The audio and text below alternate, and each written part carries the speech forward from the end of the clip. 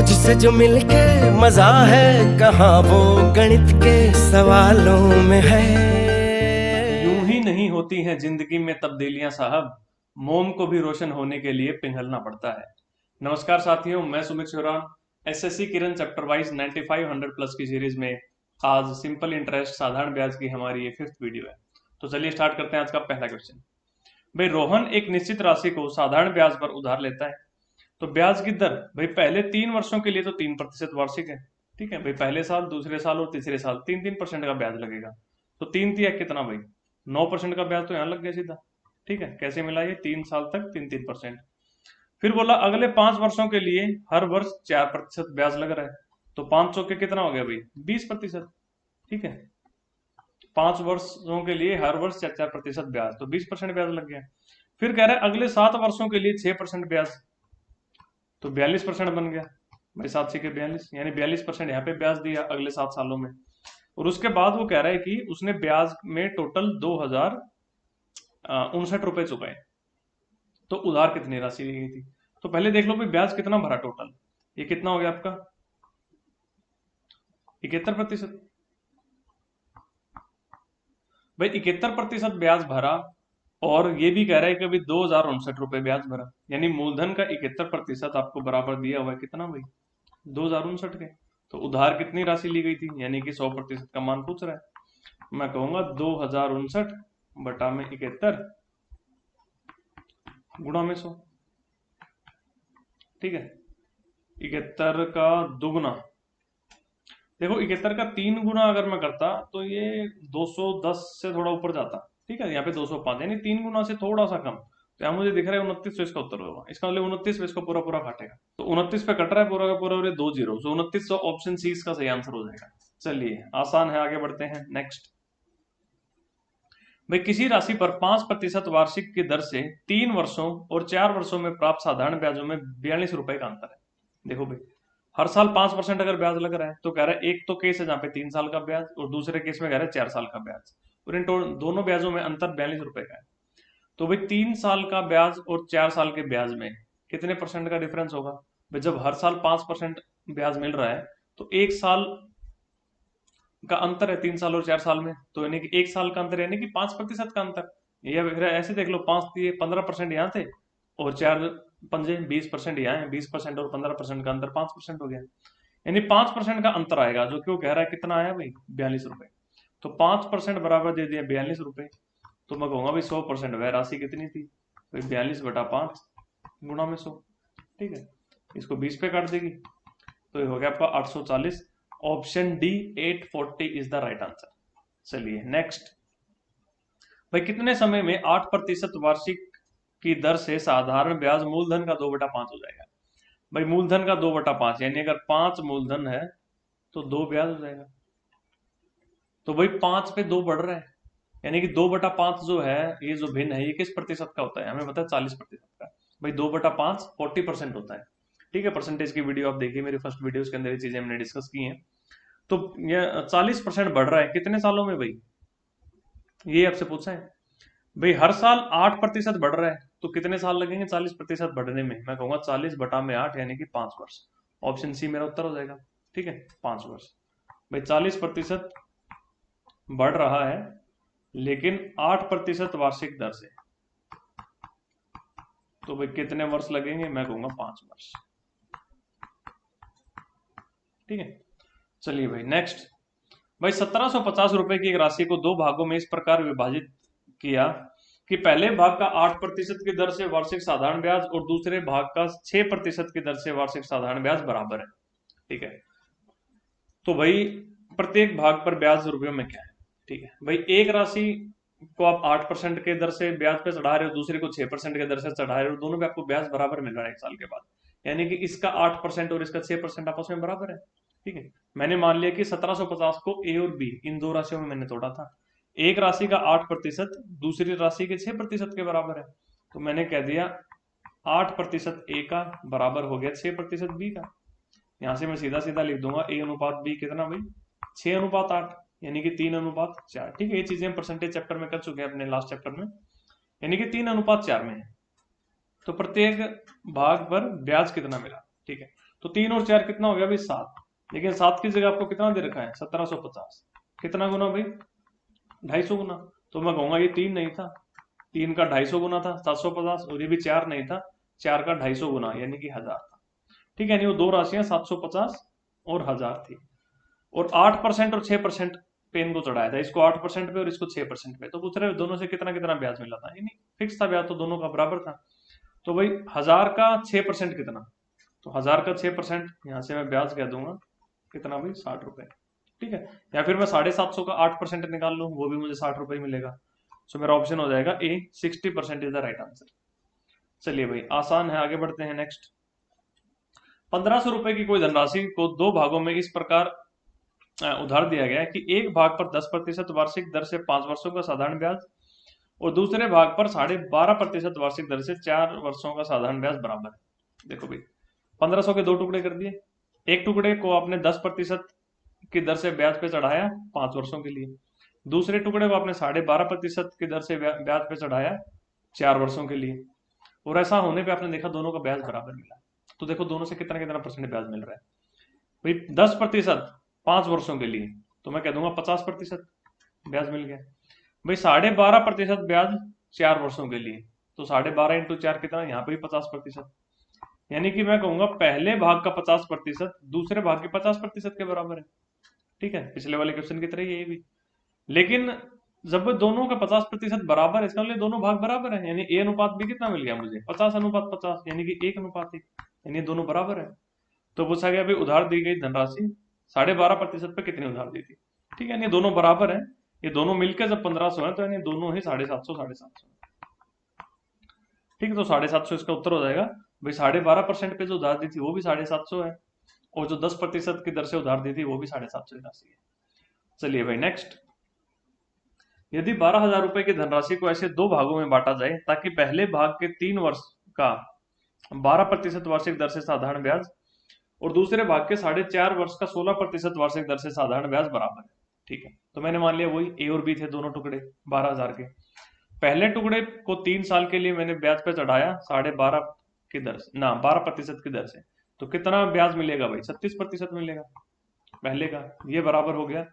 मैं कहूंगा भाई 4.5 साल तक हर साल 16%, तो 16 को 4.5 से गुना करो भाई, 16 चौके 64, और फिर 16 का आधा 8 और जोड़ दो 64 में, यानी 72, तो 72% ब्याज यहां से मिलेगा, यानी पहले टुकड़े का 36% दूसरे टुकड़े के 72% के बराबर हो गया। तो मैं यहाँ से ए अनुपात बी कह दूंगा भाई कितना 72:36। ठीक है, ए को 72 मिलेगा और बी को 36 मिलेगा, यहाँ से मैं कह दूंगा 2:1।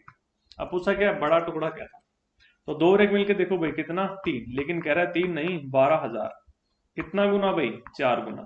तो मैं कहूंगा ये 2 भी 2 नहीं था, 2 का 4 गुना था, ना 2 का 4,000 गुना था 8,000, और ये है 4,000। तो बड़ा टुकड़ा पूछा है उसने, तो बड़ा टुकड़ा हो जाएगा 8,000, option A 8,000 is the right answer. चलिए नेक्स्ट। भाई दो भिन्न बैंकों से 500 रुपए के 2 वर्ष में प्राप्त होने वाले साधारण ब्याजों का अंतर 2.5 रुपए है। भाई 2 वर्ष में अंतर कितने का आया 2.5 रुपए का, तो 1 वर्ष में कितना अंतर आएगा, 1 वर्ष का अंतर दोनों के ब्याजों का, मैं कहूंगा भाई 2.5 का आधा कितना भाई 1.25 रुपए।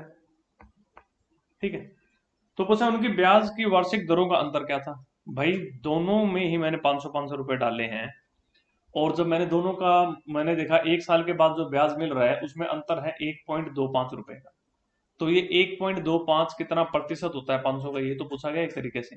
पूछा है भी उन दोनों का भाई ब्याज प्रतिशत में क्या अंतर है, तो मैंने ब्याज का अंतर निकाल लिया 1.25, तो दर का अंतर मैं कहूंगा भाई 1.25 कितना प्रतिशत होता है 500 का, ये मेरा उत्तर हो गया।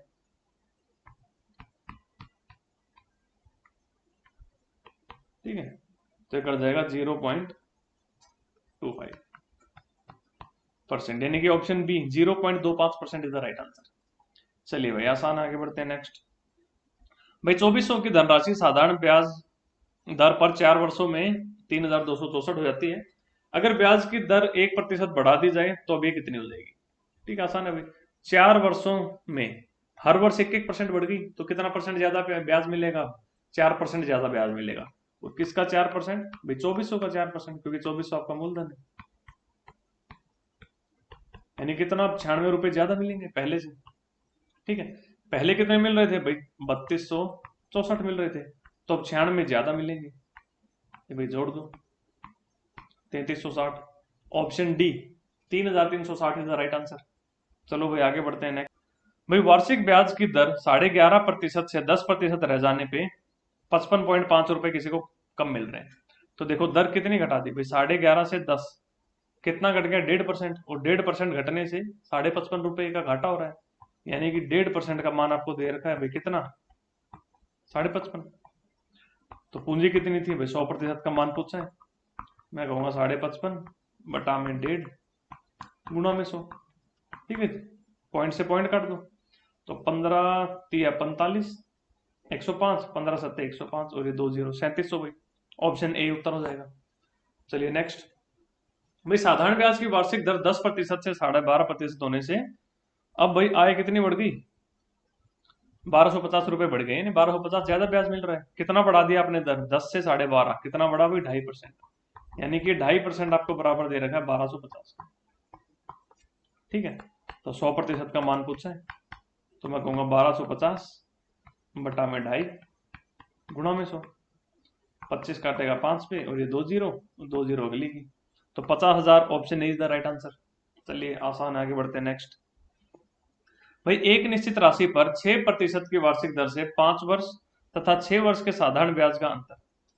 भाई देखो, एक तो 6% के दर से आप चढ़ाओ 5 सालों के लिए पैसा, और एक 6% की दर से आप चढ़ाओ 6 सालों के लिए पैसा, तो जो ब्याज में जो आपका अंतर मिलेगा वो 6% का मिलेगा, क्योंकि एक साल कम चढ़ा रहे हो आप, 6 से 5 कर रहे हो, या फिर एक साल ज्यादा चढ़ा रहे हो, मान लो 5 से 6 कर रहे हो, तो एक साल और हर साल कितने का फर्क पड़ रहा है, 6% का, तो यानी कि एक साल में 6% का फर्क पड़ रहा है, तो 6% की वैल्यू आपको दे रखी है भाई, कितना अंतर आ गया, 25.8।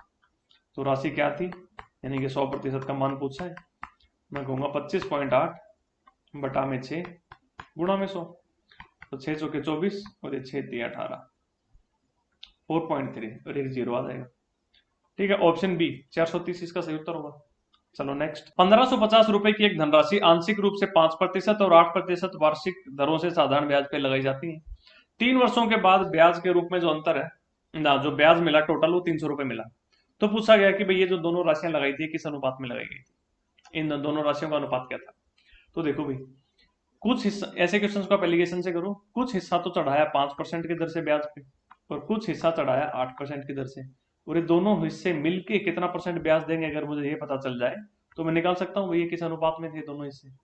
तो देखो 3 सालों का ब्याज कितना है भाई, 300 रुपए, तो एक साल का ब्याज कितना, 100 रुपए, तो यानी कि 100 रुपए मुझे ब्याज मिल रहा है 1550 पे, तो कितना प्रतिशत मिल रहा है, मैं कहूंगा 100 बटा में 1550 गुणा में 100, ये 0 से 0 गई, 5 से काट लो ये 2 पे, और ये 31 पे, तो 200 बटा 31%। ठीक है, 200 बटा 31%। तो अब इनका अंतर यहाँ पे लिखो भाई, देखो कितना मिलेगा, 31 इंटू 8 भाई 248, और 200 गए, कितना बचा 48, 31 इंटू 5 155, 200 गए, कितना बचा 45। ठीक है, बटे में 31 दोनों में आएगा, मैंने लिखा नहीं क्योंकि 31 से 31 कट जाएगा, तो ये अनुपात मिल गई मुझे। ठीक है, यानी कि 8 में से मैंने घटा दिया 200 बटा में 31, तो मुझे मिलेगा 48 बटा 31। ठीक है, बटा में 31 मैंने इसलिए नहीं लिखा क्योंकि यहां भी मुझे 45 बटा 31 मिलता है, और 31 से 31 बाद में कटना ही है। तो 200 बटा 31 में से जब मैंने 5 घटाया तो यहाँ से मुझे मिलेगा 45 बटा 31, और दोनों के बटा में 31 मैंने लिखे ही नहीं, या फिर मान लो लिख के काट दिए, तो ये हो गया आपका 16:15। ठीक है, option D 16:15 is the right answer. चलिए नेक्स्ट। भाई दी गई साधारण ब्याज की किसी दर से किसी समयावधि के लिए मूलधन तथा मिश्र धन 4:5 है। ठीक है भाई, प्रिंसिपल और अमाउंट है आपका। ठीक है, ये मूलधन और ये मिश्र धन, भाई कह रहे हैं कि भाई 4:5 है। फिर बोला कि 3 साल के बाद हम इनका अनुपात हो गया 5:7। ठीक है, 5:7 हो गया। तो देखो पहले मूलधन मिश्र धन का अनुपात 4:5 था, फिर हो गया 5:7। तो देखो मूलधन तो हमेशा फिक्स रहता है, मिश्र धन ही तो अलग अलग मिलेगा मुझे जब मैं सालों का अंतर करूंगा। ये कह रहा है भाई 3 साल के बाद ऐसी स्थिति आ गई, तो 3 साल के बाद भाई मेरा मिश्र धन बदल जाएगा, मूलधन तो वही रहेगा।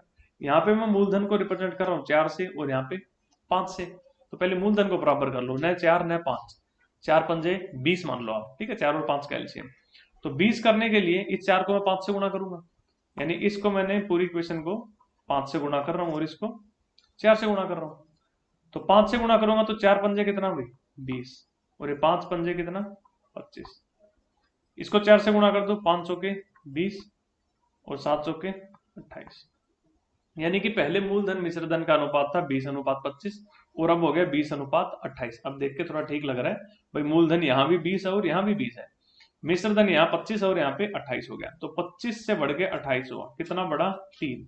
कितने सालों में 3 सालों में, 3 सालों में 3 बढ़ रहा है, तो 1 साल में कितना बढ़ेगा 1। और वही आपसे पूछा है कि भाई ब्याज की दर क्या थी, 1 बढ़ रहा है कितने पे भाई 20 पे, क्योंकि मूलधन तो 20 है, तो मेरी ब्याज की दर हो जाएगी 1/20, और 1/20 कितना होता है भाई 5%। ठीक है, सो option C 5% is the right answer.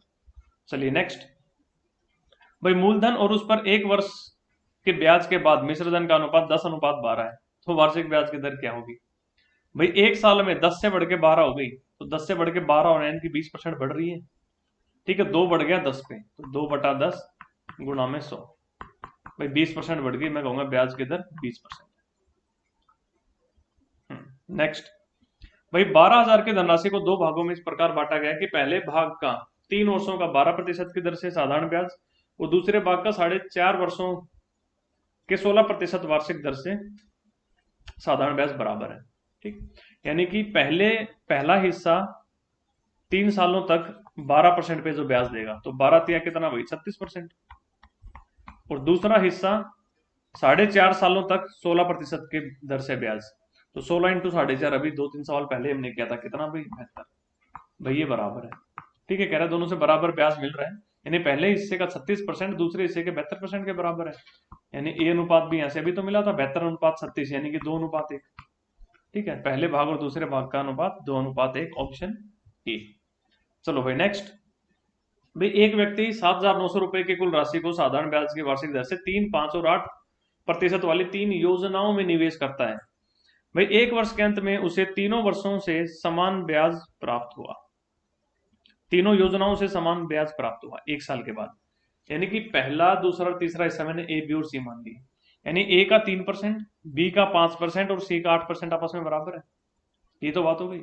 यानी कि ए का 3% बराबर है बी का 5% और ये बराबर है सी का 8%। ठीक है, तो ऐसे ए बी और सी अगर मुझे निकालना है तो 3, 5 और 8 का एलसीएम कितना भाई 120, तो इन तीनों को मैंने 120 से भाग दे दिया, तो यहां से मैं कह दूंगा भाई ए अनुपात बी अनुपात सी, भाई 3 120 को काटेगा 40 पे, ये इसको काटेगा 24 पे और ये काटेगा 15। ठीक है, तो यानी कि 40:24:15, और पूछा गया आपसे कि भाई 3% की दर पे जो राशि निवेश की गई थी वो कितनी, यानी कि ए का मान पूछ रहा है, तो मैं कहूंगा 40 बटा में भाई कितना 40, 24 और 15 कितने हो गए 79, किसका भाई 7900 का, यहाँ से उत्तर मिल जाएगा 4000। ठीक है, आसानी है, option C 4000 is the right answer. चलो भाई नेक्स्ट,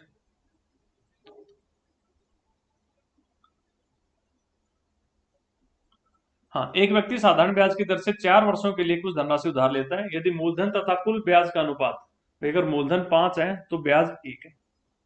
ठीक है, तो ब्याज की दर क्या थी भाई, मूलधन 5 है तो ब्याज 1 है, मैं कहूंगा भाई 5 से बढ़ के 6 हो रही है चीजें। ठीक है, फिर मैं कह सकता हूँ 1/5 ब्याज है, तो 1/5 क्या होता है भाई 20%। ठीक है, 5 से 6 हो रही है, इसको 20% बढ़ना ही कहते हैं। तो 20% बढ़ा कितने सालों में 4 सालों में, तो हर साल कितना, मैं कहूंगा 20/4 यानी 5% बढ़ा हर साल, तो यानी कि ब्याज की दर हो गई 5%।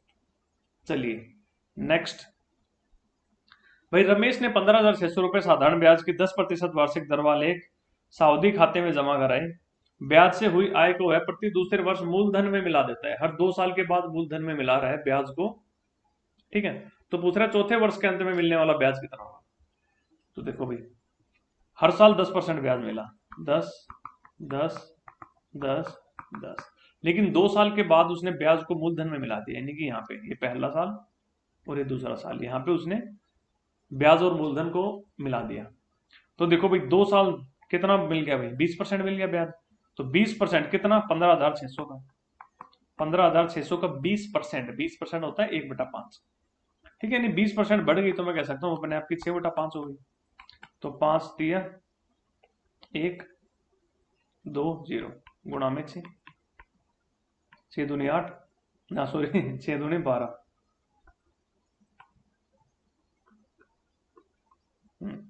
18,720 हो गई है वो यहाँ पे आके। ठीक है, 2 सालों के बाद भाई 15,600 पहले 10% बढ़ी, नहीं 10% यानी कि 20% बढ़ गई, 20% बढ़ने के बाद ये 18,720 हो गई। फिर तीसरे साल 10% ब्याज मिलेगा और चौथे साल भी 10% ही ब्याज मिलेगा। तो उसने पूछा चौथे वर्ष के अंत में मिलने वाला ब्याज क्या होगा, यानी चौथे वर्ष को कितना ब्याज मिलेगा। भाई इसका 10% ब्याज मिलेगा। ठीक है, इसका 10%, तो इसका 10% कितना हो जाएगा, 18,720 गुणा में 10/100। ठीक है, 2 जीरो से 2 जीरो गए, यानी 1872। Option D is the right answer, 1872। चलो भाई नेक्स्ट। भाई एक व्यक्ति 4 पैसे प्रति रुपए की दर से आय कर देता है। वह पाता है कि ब्याज की दर 4% से घट के 4.25% हो जाने पर उसकी शुद्ध वार्षिक आय 48 रुपए कम हो गई। ठीक है, तो देखा जब उसने ब्याज की दर घट गई, कितनी घटी, 4% से घट के 3.75% हो गई। ठीक है, तो 4% से घट के 3.75% हो रही है, तो मैं कहूंगा 0.25% घटी। और ये मुझे किसके बराबर दे रखा है, कह रहा है 48 रुपए कम हो गई, ये बराबर दे रखा है 48 की। तो मैं कहूंगा जो मेरी शुद्ध आय का 100% है वो कितना हो जाएगा, 48 बटा में 0.25 गुणा में 100। ये इसको 400 पे काट देगा, तो ये मिल गया आपके पास 19,200। 19,200 मुझे क्या मिल गई, मेरी शुद्ध आय। ठीक है, लेकिन उसने पूछा क्या है, उसकी पूंजी कितनी थी। भाई शुद्ध आय उसको कब मिल रही है, आयकर भरने के बाद। और आयकर कितना दिया है भाई, उसने कहा है भाई आयकर किस हिसाब से दे रहा है, 4 पैसे प्रति रुपए। भाई 1 रुपए पे 4 पैसे, यानी 4% आयकर दे रहा है, इसका मतलब वो। और 4% आयकर देने के बाद उसके पास शुद्ध आय बची, और वो शुद्ध आय हो गई उसकी 19,200। तो उसकी पूंजी कितनी थी भाई, 4% तो उसने आयकर दे दिया, तो बचा कितना, 96% यानी कि उसकी पूंजी का 96% ही उसका शुद्ध आय है। यानी आपको 96% की वैल्यू दे रखी है, कितनी, 19,200। और मैं कहूंगा 100% की वैल्यू निकालनी है, पूंजी का 100% बटा में 96 गुणा में 100। ये 2 पे पूरा पूरा कट रहा है, ये 2 जीरो और फिर 2 जीरो। भाई 20,000, option C is the right answer. ठीक है, आई होप क्लियर होगा आपको ये। तो इस वीडियो में इतना ही रखते हैं, इसके बाकी के क्वेश्चन हम अगली वीडियो में करेंगे। तो आज के लिए इतना ही, ओके टाटा बाय बाय।